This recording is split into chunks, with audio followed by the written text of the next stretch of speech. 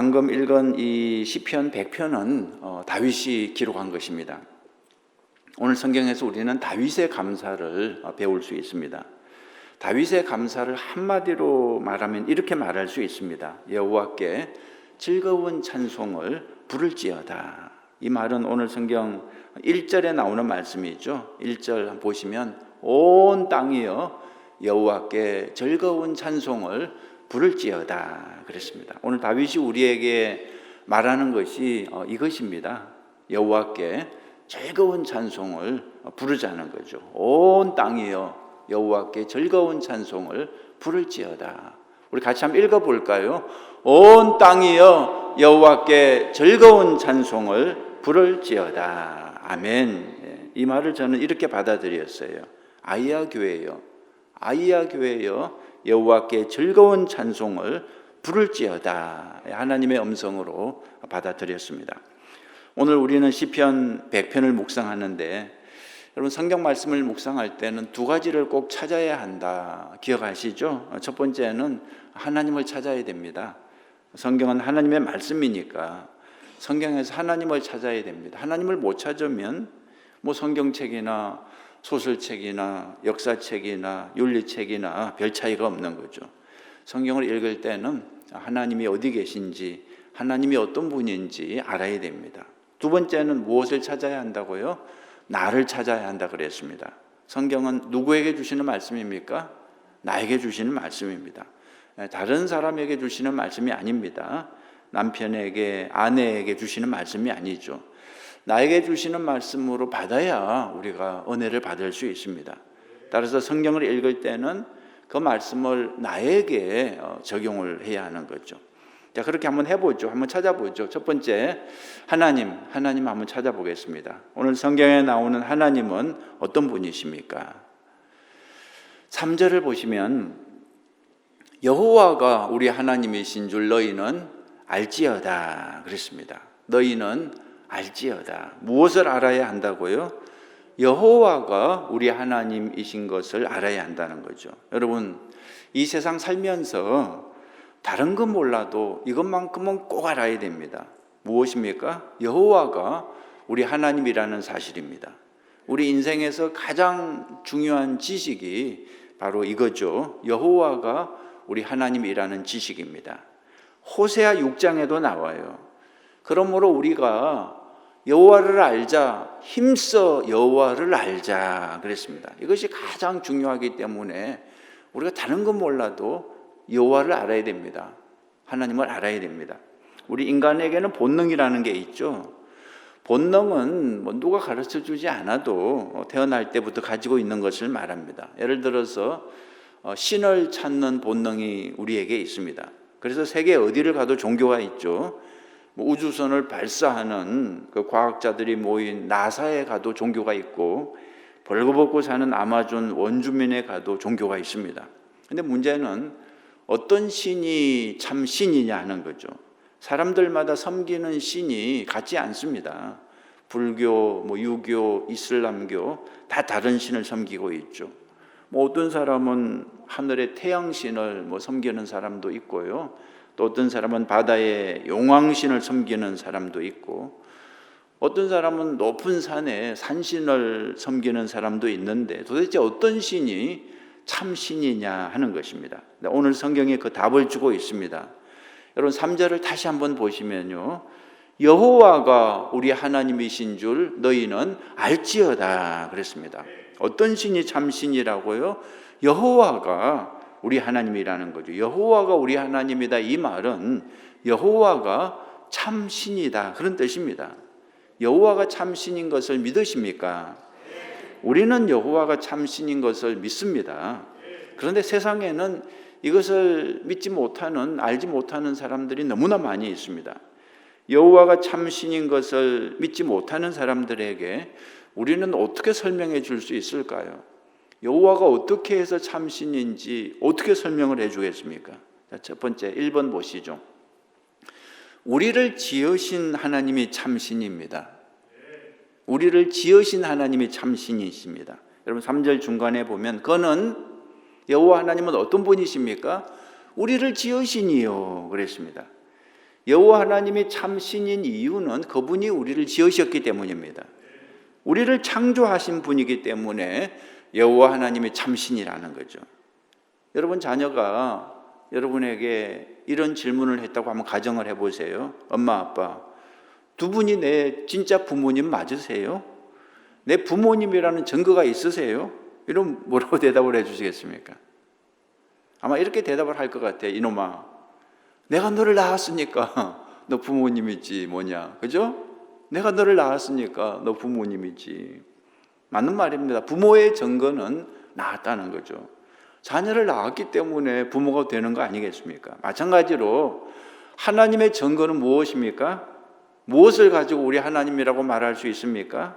하나님이 이렇게 말씀하실 거예요. 이놈아, 내가 너를 만들었으니까 너의 하나님이지. 다른 말이 필요합니까?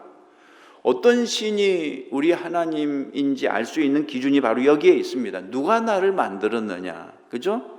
누가 나를 만들었느냐.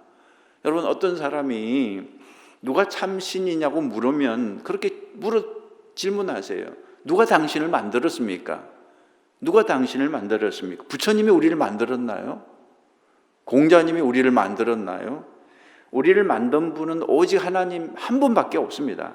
창세기 1장 1절에 그렇게 나오잖아요. 태초에 하나님의 천지를 창조하시니라. 만들었다는 뜻이죠. 여호와 하나님이 우리를 창조하셨습니다. 만들었습니다. 그러니까 여호와 하나님이 참 신이요, 우리 하나님이 되는 거죠. 두 번째로 오늘 성경에 나오는 하나님은 어떤 하나님이냐 그러면 선하신 하나님입니다. 5절을 보세요. 5절 보시면 여호와는 선하시니. 저는 이 구절에서 참 큰 위로를 받습니다. 우리를 창조하신 하나님이 어떤 분이라고요? 선하신 분이라고요. 만약에 우리를 창조하신 하나님이 악하다면 우리는 참 고통스러울 것 같아요. 육신의 부모가 살인자요 강도라면 그 자녀가 얼마나 고통스럽겠습니까? 그러나 다행히도 우리 하나님은 선하신 분이십니다. 완전하게 선하신 분이십니다. 그러니까 우리가 선하게 살아야 할 이유가 있죠. 하나님 아버지가 선하니까 자녀인 우리도 선해야 마땅하지 않겠습니까? 자, 세 번째로 오늘 성경에 나오는 하나님은 어떤 분이십니까? 인자하심이 영원한 하나님이십니다. 5절에 그렇게 나와요. 5절 보시면 중간에 그 인자하심이 영원하고 이렇게 되어 있습니다. 우리 하나님은 인자하심이 영원하신 분이십니다.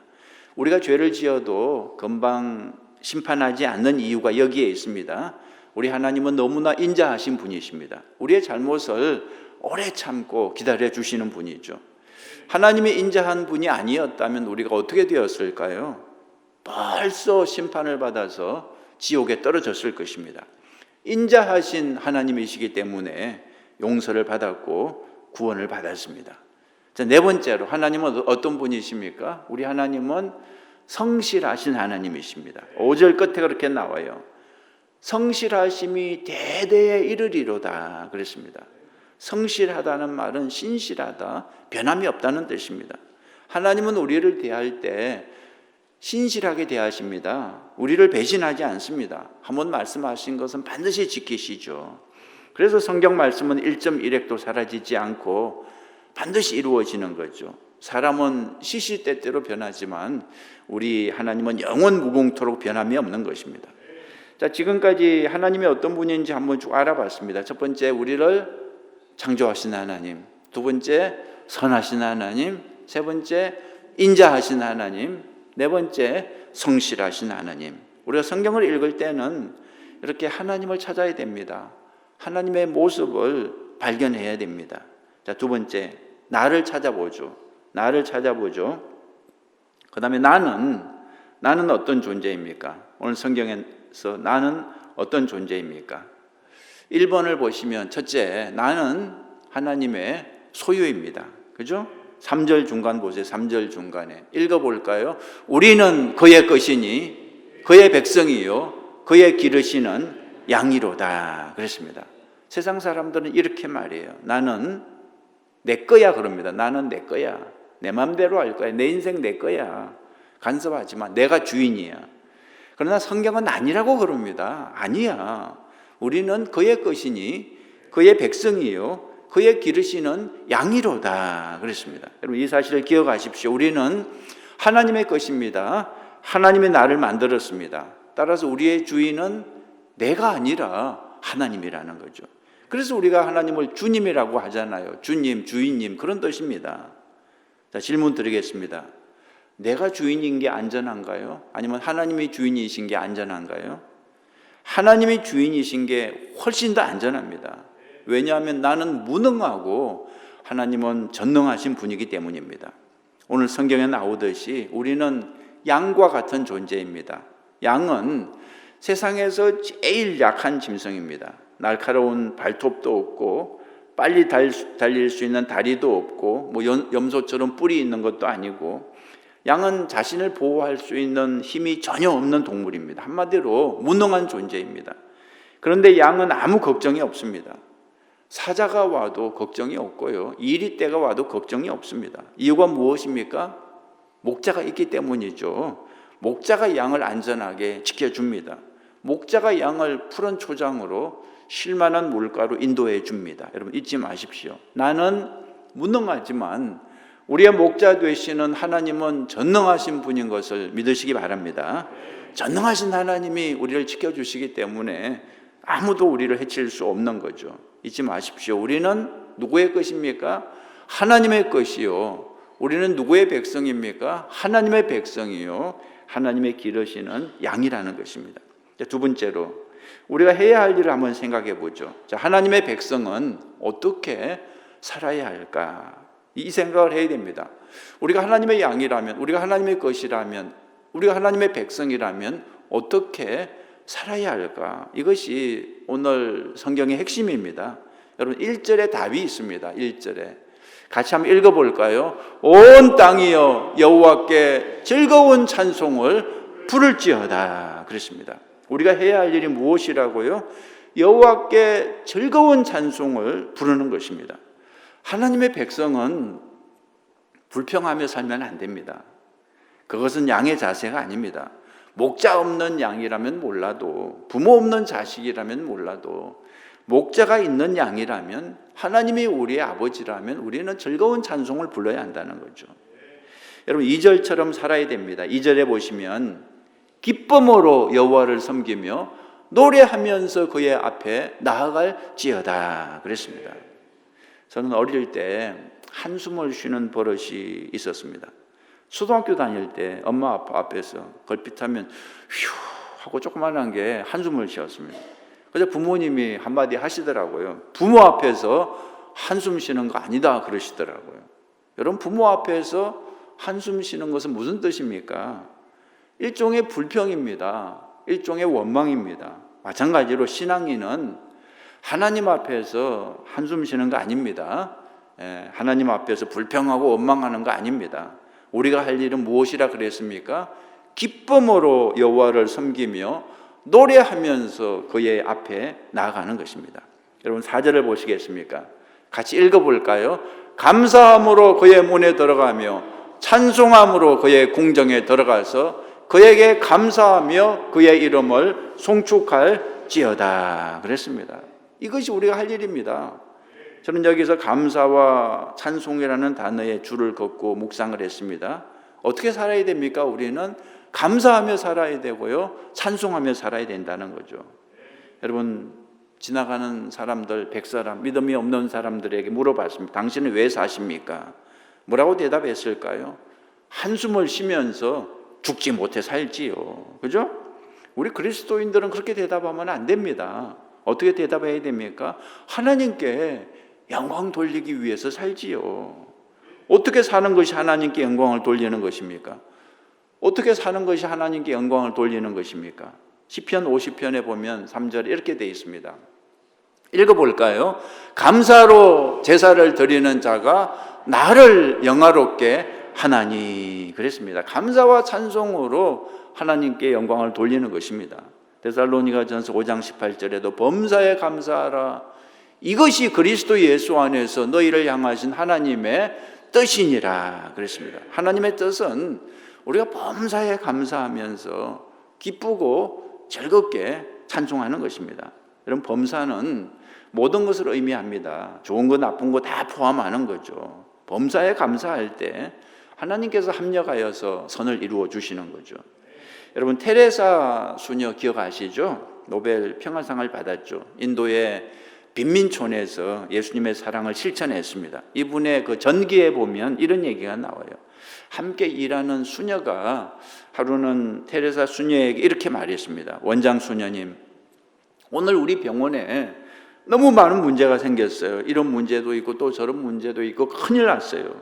그때 테레사 원장이 그 젊은 수녀에게 이렇게 말을 했다는 것입니다. 자매님, 문제라는 단어를 쓰지 말고 그냥 선물이라는 단어를 쓰면 어떨까요? 하나님이 허락하지 않으시면 그런 일들이 일어날 리가 없죠. 또 하나님이 허락하신 일이라면 다 좋은 거 아니겠습니까? 그러니까 이제부터 문제라고 하지 말고 선물이라고 합시다. 그때부터 테레사 수녀가 운영하는 병원에서는 큰 문제가 생기면 큰 선물이라고 그러고 작은 문제가 생기면 작은 선물이라고 부르는 전통이 생겨났다고 그럽니다. 여러분, 앞으로 우리도 이렇게 해보면 어떨까요? 큰 문제는 큰 선물입니다. 작은 문제는 작은 선물입니다. 우리가 하나님을 믿으니까, 합력하여 선을 이루어 주시는 하나님을 믿으니까 모든 문제가 다 하나님의 선물이라고 고백할 수 있는 것입니다. 그러면 범사에 감사할 수 있죠. 저는 여러분이 아시다시피 죽을 병에 걸린 적이 있죠. 병을 진단받은 것은 1992년이었지만 이 병에 처음 걸린 것은 언제였는지 정확하게 알지를 못합니다. 1980년대 후반부터 이미 정세가 좀 있었던 것 같기도 한데 그때는 그게 병인 줄 몰랐죠. 1992년에 마침내 진단을 받고 그때부터 10년 정도 투병 생활을 했는데요. 저는 이 병과 함께 목회를 시작했습니다. 이 병을 발견하고 목회를 시작했죠. 저는 이 병이 하나님의 선물인 것은 전혀 몰랐습니다. 재수가 없어서 혹은 내가 죄를 많이 지어서 그런가 보다 생각을 했습니다. 그래서 처음에는 이 병을 감사하지 못했습니다. 그런데 나중에 보니까 하나님의 선물이었습니다. 이 병이 있었기 때문에 제가 목회를 할 수 있었습니다. 이 선물이 없었다면 아마 일찌감치 목회를 때려치웠을 것입니다. 이 선물이 없었다면 아마 구원도 받지 못했을 것 같아요. 그래서 저는 저에게 주셨던 병을 하나님의 선물로 깨닫고 감사를 드리는 거죠. 여러분, 범사에 감사를 하시기 바랍니다. 이해가 되는 것도 감사하고 이해가 안 되는 것도 하나님을 믿고 감사하는 거죠. 아까 하나님은 어떤 분이라 그랬습니까? 하나님은 선하신 분이라 그랬습니다. 선하신 분이기 때문에 우리에게 악한 것을 결코 주시지 않습니다. 혹시 악한 일이 생겨도 감사하십시오. 선하신 하나님께서 악한 것까지도 결국은 선하게 변화시켜 주실 것입니다. 오늘 성경 4절에 이런 말씀이 있었습니다. 감사함으로 그의 문에 들어가며 그랬습니다. 여러분, 너무나 중요한 말씀입니다. 감사함으로 그의 문에 들어가며, 어떤 문에 들어간다는 것일까요? 감사함으로 그의 문에 들어가며 어떤 문에 들어간다는 것일까요? 감사함으로 천국 문에 들어갈 수 있습니다. 감사함으로 축복의 문에 들어갈 수 있습니다. 여러분, 감사는 열쇠입니다. 열쇠. 감사는 열쇠입니다. 어떤 열쇠입니까? 문을 여는 열쇠입니다. 천국 문을 여는 열쇠고요, 축복의 문을 여는 열쇠입니다. 이 열쇠가 있어야 그 문으로 들어갈 수 있어요. 감사로 천국 문을 여시고 감사로 축복의 문을 여시기 바랍니다. 감사는 믿음의 표현입니다. 환경에서 나오는 것이 아니라 믿음에서 나오는 거죠. 선하신 하나님을 믿고 좋으신 하나님을 믿고 감사할 때 축복의 문이 열리고 천국의 문이 열릴 줄 믿습니다.